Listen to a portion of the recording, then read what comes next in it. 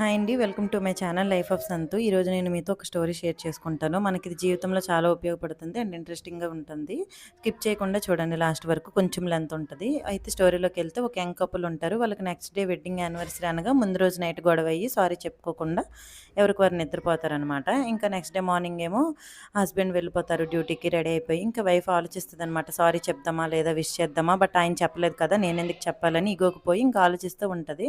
ఇంకా రోజంతా సరే ఈవినింగ్ వస్తారు కదా! అప్పుడు మాట్లాడదాము, విష్ చేస్తారేమో చూద్దాం అనుకుంటది. అలానే ఈవినింగ్ అయ్యాక కాలింగ్ బెల్ మోగుతది. వెళ్లి డోర్ తీస్తే బుకే పట్టుకొని ఎదురుగా ఉంటారనమాట. చాలా హ్యాపీగా ఫీల్ అవుతది. ఇంతలోపు పక్క రూమ్‌లో ఉన్న ఫోన్ మోగేసరికి వెళ్లి తీస్తది.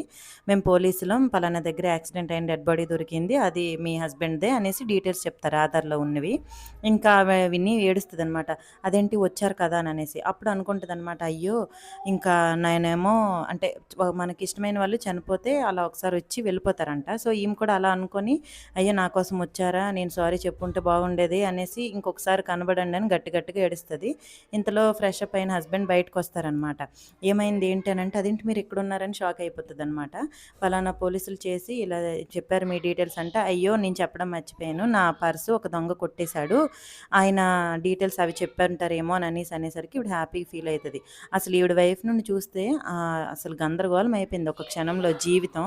సో, ఈమె అయితే సెకండ్ ఛాన్స్ ఈమెకు దొరికింది. బట్ మనందరికీ అలా దొరుకుతదనేసి అనుకోకూడదు. ఛాన్స్ ఉన్నప్పుడే మన రిలేషన్‌షిప్ బ్రేక్ చేసుకోకుండా, ఇగోలకు పోకుండా ఇంకా కొంచెం తగ్గి ఇద్దరికిద్దరం హ్యాపీగా ఉంటామనమాట. అలా అయితే అది ఏం బాండ్ అయినా సరే.